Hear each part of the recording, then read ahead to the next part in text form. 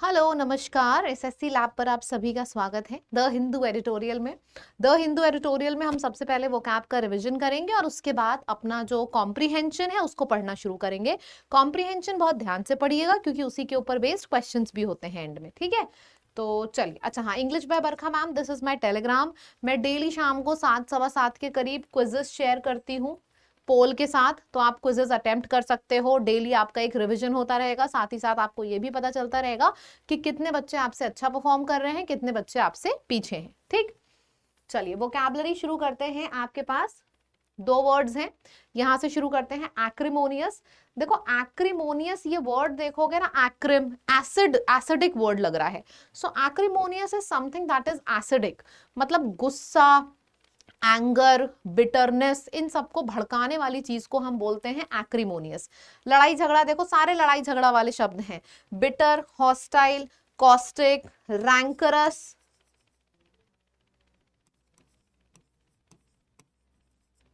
रैंकरस, spite, spiteful, caustic, फिर आपका वो तो हो ही जाएगा, फ्यूड है, रैथ है, कॉन्फ्लिक्ट है, एंगर, बिटर से रिलेटेड फिर लड़ाई वाले झगड़ालू वाले वर्ड्स, बेलिजरेंट और बेलिकोस भी हो सकता है। तो आप इस लिस्ट में बेलिजरेंट और बेलिकोस भी ऐड कर सकते हो, ठीक है। पगनेशियस हो गया, तो इन सब का मतलब है लड़ाई झगड़ा, बिटरनेस, ये वाले सारे शब्द। ऑपोजिट है पीस, लव, हार्मनी, काम, unity, friendly, amiable, amiable, amicable, affable, ठीक है। पहला वर्ड हमारा पूरा अच्छे से कंप्लीट हो गया है। अब हम सेकेंड वर्ड की तरफ मूव करते हैं। सेकेंड वर्ड है परनीशियस। परनीशियस का मतलब क्या है? डिस्ट्रक्टिव, हार्मफुल इफेक्ट पहुंचाने वाला, something that is filled with destruction, damage, हर तरफ तोड़फोड़ है, हार्मफुल, डैमेज, तो ये क्या हो जाएगा? परनीशियस। तो ये पहला वर्ड है। अच्छा, हार्म, डैमेज, रिस्क से डेंजर भी बनता है, डेंजर से बना वर्ड पेरिल, इम्पेरिल हो गया, पेरिल, इम्पेरिल, फिर जियोपर्डी हो गया, जियोपर्डी है, और फिर आपका रिस्क आ जाएगा, नॉक्शियस हो गया, नॉक्शियस, फिर आपका डेलिटीरियस हो गया, डेलिटीरियस, फिर आपका लीदल हो गया। तो ये सारे शब्द हो जाएंगे जिसका मतलब होता है लड़ाई झगड़ा, डेंजर, ठीक है। ऑपोजिट है वही, बेनिफिशियल, एडवांटेज, हेल्पफुल, होलसम, अगर कोई चीज है तो ये सारा आपका एडवांटेज में आ जाएगा। ब्लेटेंट वर्ड का मतलब क्या होता है? If something is done openly without any hesitation, कोई चीज अगर ओपनली करी गई है बिना हिचकिचाहट के तो उसको बोलते हैं ब्लेटेंटली करी गई है, स्पष्ट तरीके से, बिना किसी चीजों को कवर करे हुए। ऑब्वियस है, क्लियर है। अच्छा, क्लियर है, ऑब्वियस है। क्लियर को तो हम ल्यूसिड भी बोलते हैं, ल्यूसिड बन गया तो पेल्यूसिड आ गया, एल्यूसिडेट हो गया, something that is covered, covered, concealed, तो ये तो कवर हो जाएगा और कवर्ड भी हो जाएगा। ऑपोजिट क्या है? ओवर्ट, ओपन, शेयर, एविडेंट, ये सब हो जाएगा आपका ओपन है, क्लियर है। ऑपोजिट है हिडन है, छुपा हुआ है, कंसील्ड है, आर्केन यहां पे आ जाएगा, आर्केन, ठीक है। नेक्स्ट वर्ड है सुपरसिलियस। कितने सिली हो तुम, सुपर सिली हो, कितने सिली हो, सुपर सिली हो। सुपर सिली कौन सा इंसान होता है जिसको ऐसा लगता है कि बस हम ही हम हैं, बाकी सब तो बेवकूफ हैं, सुपर सिली होता है वो इंसान। सुपर सिली कौन सा इंसान होता है? बड़ा एरोगेंट सा, बस हम ही हम है, बाकी कुछ नहीं, बाकी सब पानी का है, एरोगेंट, कंडेंसेंट, हॉटी, हॉटी है हमारा। फिर स्नोबिश हो गया, स्नोबिश, बहुत दिखावा करने वाला, पॉम्पस हो गया, इम्पेरियस हो गया, फिर आपका अलूफ हो गया। तो ये सारे वर्ड्स हो गए। ऑपोजिट वही है, humble, modest, down to earth, unassuring, ये सब हो जाएगा। नेक्स्ट वर्ड है, अच्छा यूलोजॉस्टिक, ये वर्ड यूलॉजी से बना है। यूलॉजी का मतलब क्या हो गया? तारीफ। तारीफ मतलब लॉर्ड, अपलॉड, अक्लेम, कमेंड। और कोई वर्ड है जो मैं भूल रही हूं या मेरे दिमाग से स्लिप हो रहा है? कमेंड है, इसके संग और क्या आ जाएगा? एक्सटॉल, एग्जाल्ट, और कमेंट। हाँ, ये सारे वर्ड्स हैं तारीफ वाले। फ्लैटरी ऑपोजिट है, एक तरफ तारीफ हो रही है तो दूसरे तरफ बुराई हो रही है। बुराई मतलब क्रिटिकल, डिस्पराज, क्रिटिसाइज करना, कंडेमेंट्री, तो ये सारे वर्ड हो जाएंगे। कंडेम करना, ये सारे हो जाएंगे। अच्छा, नेक्स्ट वर्ड है इम्प्यूनिटी। अब इम्प्यूनिटी का मतलब है, punity is punishment, impunity is free from punishment. So impunity हो गया फ्री फ्रॉम पनिशमेंट, एग्जेम्पशन हो गया, टैक्स एग्जेम्पशन है, फ्री फ्रॉम पनिशमेंट, एब्सोल्यूशन है, फ्री फ्रॉम पनिशमेंट, मतलब कोई अब्सॉल्व आप बोल सकते हो। देन अक्विट भी हम बोल सकते हैं, फ्री फ्रॉम पनिशमेंट, एक्सोनरेट हो गया। तो ये सारे वर्ड्स हो जाएंगे जिसका मतलब हो जाएगा फ्री फ्रॉम पनिशमेंट। ठीक है, गिल्ट फ्री, आप गिल्ट फ्री बोल सकते हो। गिल्ट फ्री का मतलब होता है फ्री फ्रॉम पनिशमेंट। ये सारे शब्द हो जाएंगे। ठीक, ठीक है। ऑपोजिट क्या होगा? एक तरफ फ्री फ्रॉम पनिशमेंट है, कोई पनिशमेंट नहीं है, दूसरे तरफ अकाउंटेबिलिटी, पनिशमेंट, लाइबिलिटी, ये सारे वर्ड्स हो जाएंगे। ठीक है, चलिए इडियम्स एंड फ्रेजेस है। पहला वर्ड है read the riot act, to chastise loudly और to issue a severe warning. Reading the riot act मतलब वही हो गया कि somebody is issuing a warning, a severe warning. I've got it in the bag. Getting something in the bag मतलब होता है something is assured of success. जैसे बोला यार ये मेरे जेब में है, मतलब ये चीज तो मेरे पास है ही है, इसको बोलते हैं having something in the pocket, having something in the bag.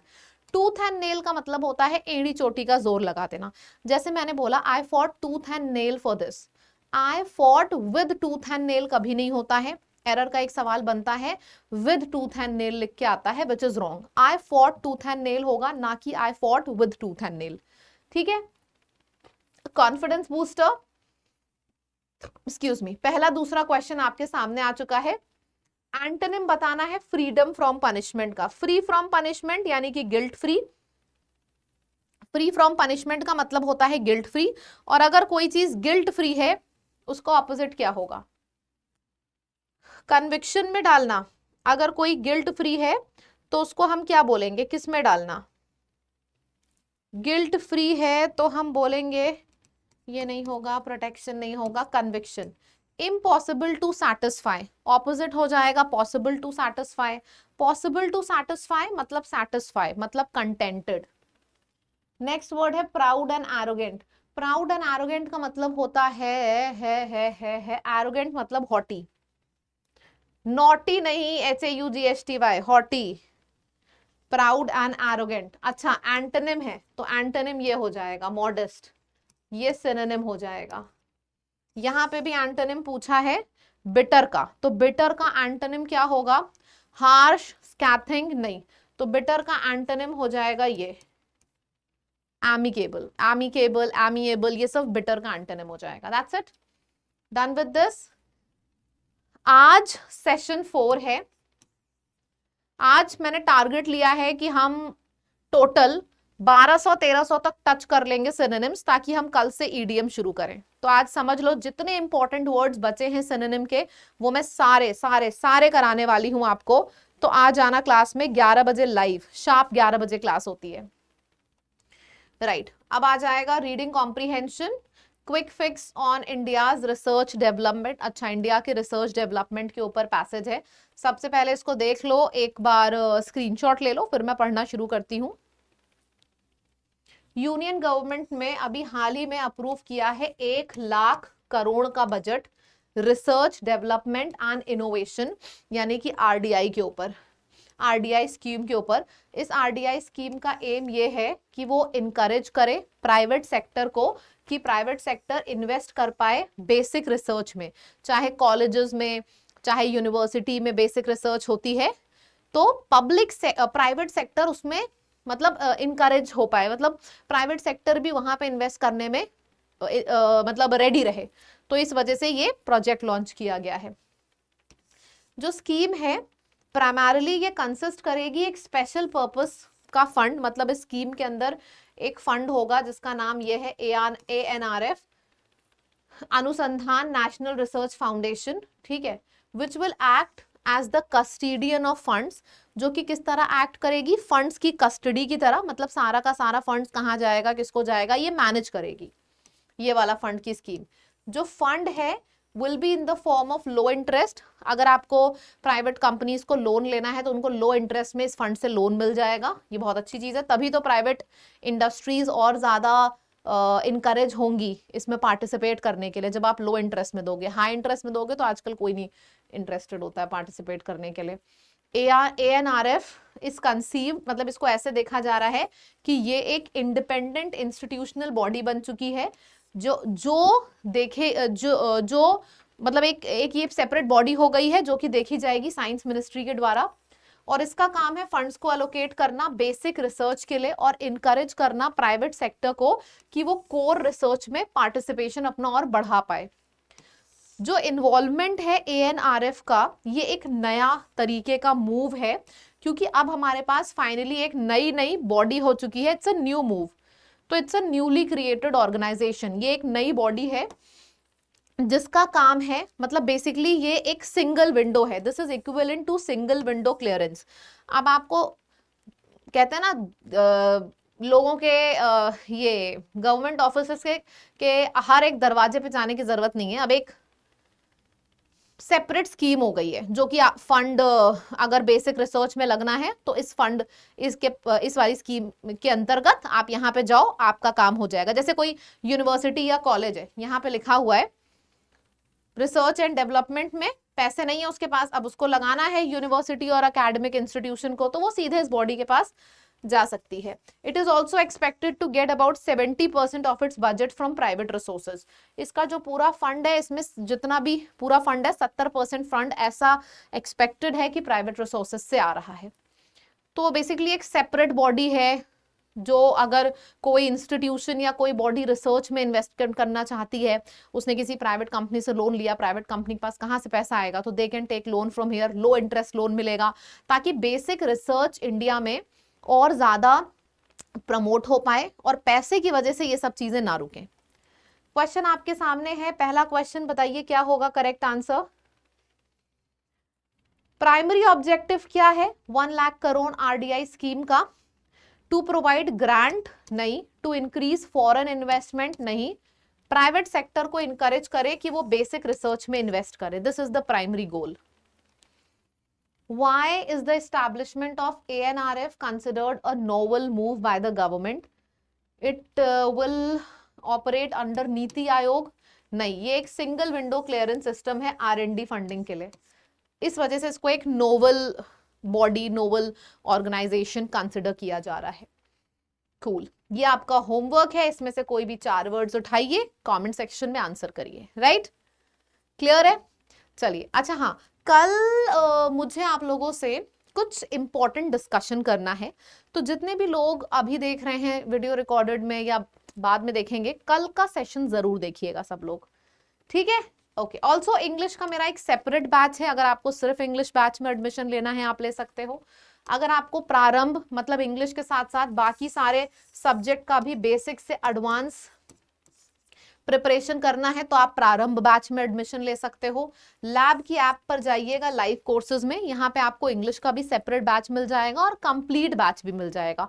तो आपको जिस भी बैच में प्रिपरेशन करनी है, जिस भी बैच में एडमिशन लेना है, आप बहुत आराम से ले सकते हो। Right, so that's it and this is the code. इस कोड को आप अप्लाई करोगे तो आपको जितना डिस्काउंट दिख रहा है उससे भी ज्यादा डिस्काउंट ऑफर होगा। ठीक है, अच्छे से पढ़ाई करिए, अच्छे से मेहनत करते रहिए। एक बात बस मेरी याद रखिएगा, एग्जाम से मेरी ये बात बहुत इंपॉर्टेंट है, एग्जाम से 6 महीने पहले की तैयारी करने का तरीका और होता है, और एग्जाम से अगर हम बात करें 2 महीने पहले तैयारी करना या फिर 1 महीने पहले तैयारी करना, उसका तरीका और होता है। मेरी ये बात जरूर ध्यान रखिएगा, ठीक है। चलिए बाय बाय।